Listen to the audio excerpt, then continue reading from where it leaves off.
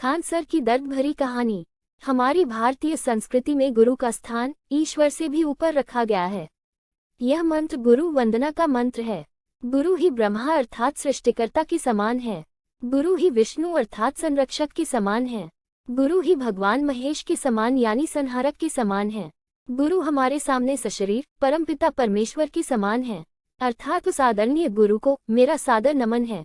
जिस तरह ब्रह्मा जी हमारे सृष्टि के रचयिता हैं, उसी तरह गुरु भी हमारे चरित्र के रचयिता हैं। वो हमें विभिन्न प्रकार की शिक्षा देकर हमारा निर्माण करते हैं। जिस तरह विष्णु जी इस संसार को व्यवस्थित रूप से चलाते हैं, उसी तरह गुरु भी हमारा जीवन व्यवस्थित रूप से चले, इसकी शिक्षा व ज्ञान हमें देते हैं।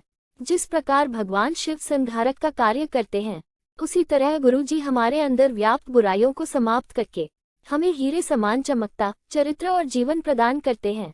जो परमपिता परमेश्वर हैं, निर्गुण निराकार हैं, जो ब्रह्मा विष्णु और महेश से भी ऊपर हैं।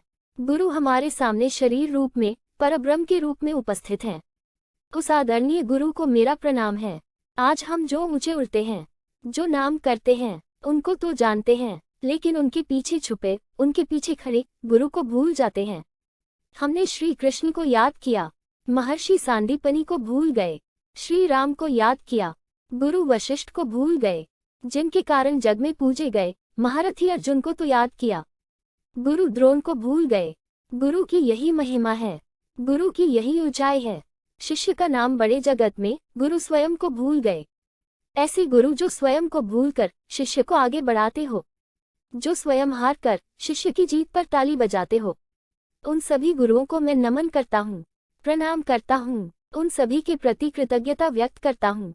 ऐसे ही एक गुरु जिन्होंने अपना जीवन शिक्षा व शिक्षण को ही समर्पित कर दिया है।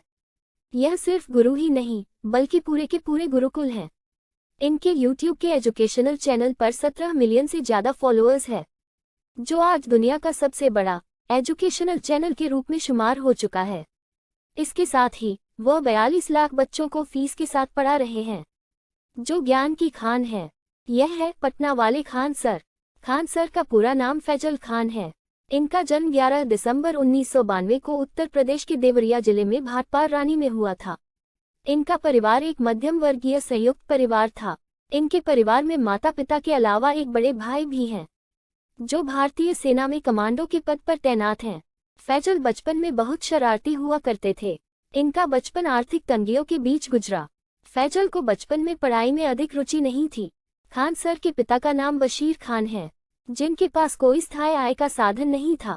उन्होंने अलग अलग जगह पर बहुत सारे काम किए, जिनमें प्रमुख रूप से उन्होंने वेल्डिंग व कॉन्ट्रैक्टर का काम किया।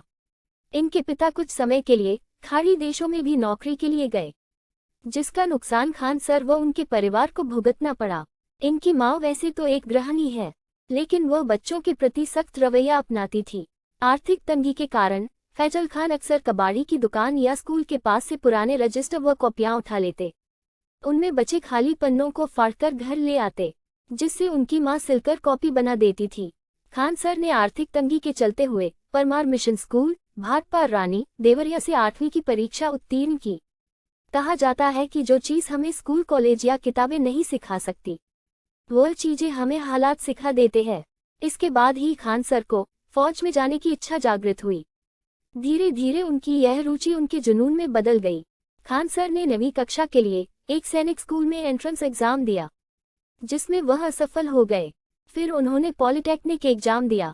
पॉलिटेक्निक में उनके मन मुताबिक ट्रेड न मिलने के कारण उन्होंने इसे छोड़ दिया। इसके बाद जैसे तैसे उन्होंने इंटर तक की पढ़ाई पूरी की। खान सर के अनुसार वे 12वीं कक्षा के बाद IEEE परीक्षा की तैयारी कर रहे थे।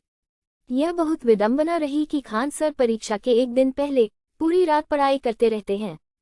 परिणाम स्वरूप वो परीक्षा के दिन जाग नहीं सके, जिसकी वजह से उनकी IEEE की परीक्षा छूट गई। खान सर ने अपना पूरा ध्यान सेना में जाने के लिए लगाया। इसके लिए वे NCC में शामिल हुए। इसके साथ ही उन्होंने नेशनल डिफेंस एकेडमी NDA की तैयारी शुरू की। जो उनका सपना था, वह सोते जागते सिर्फ सेना में जाने व देश की सेवा करने का ही सपना सजोए थे। उन्होंने NDA की परीक्षा अच्छे अंकों से उत्तीर्ण कर ली। NCC में होने के कारण उन्हें NDA की परीक्षा पास करने में काफी मदद मिली। एनडीए की चयन प्रक्रिया काफी लंबी होती है, जिसके लिए वे इलाहाबाद शारीरिक परीक्षा के लिए गए, लेकिन फिजिकल टेस्ट में वह बाहर हो गए क्योंकि उनका हाथ कुछ टेढ़ा था। माध्यमिक शिक्षा पूरी करने के बाद फैजल खान ने अपनी स्नातक की शिक्षा के लिए इलाहाबाद यूनिवर्सिटी में दाखिला लिया। इन्होंने अपना स्नातक विज्ञान वर्ग से पूरा किया, जो कि फिजिक्स केमिस्ट्री ऑनर्स से था। खान सर अपना ग्रेजुएशन करते समय 3 बार जेल भी जा चुके हैं। जब वह कॉलेज में थे तो वह छात्र संघ के सदस्य भी थे। वे छात्रों के हित के लिए लड़ते हुए 3 बार जेल भी गए। खान सर ने अपना ग्रेजुएशन पूरा करने के बाद परास्नातक भूगोल विषय से किया। वैसे तो वह विज्ञान वर्ग के छात्र थे, लेकिन उन्हें सामान्य अध्ययन में रुचि थी। खान सर एक मानचित्र विशेषज्ञ भी हैं। खान सर को ग्रेजुएशन करते समय काफी आर्थिक परेशानियों का सामना करना पड़ा। उस दिक्कत में उनके 3 साथियों सोनू, पवन व हेमंत ने साथ दिया। खान सर का कहना है कि उनके दोस्तों के पास घर से जो जेब खर्च आता था, उसमें से कुछ हिस्सा वो उन्हें दे देते थे। इन चारों लोगों में हेमंत व खान सर की आर्थिक स्थिति बहुत अच्छी नहीं थी। तब उन्होंने होम ट्यूशन पढ़ाने का फैसला किया। खान सर ने अपनी पहली होम ट्यूशन शुरू की, जिसमें उनका शिष्य पढ़ने में बहुत कमजोर था। यह उनकी पढ़ाई का ही नतीजा था कि उस बच्चे ने क्लास में अव्वल दर्जा हासिल किया।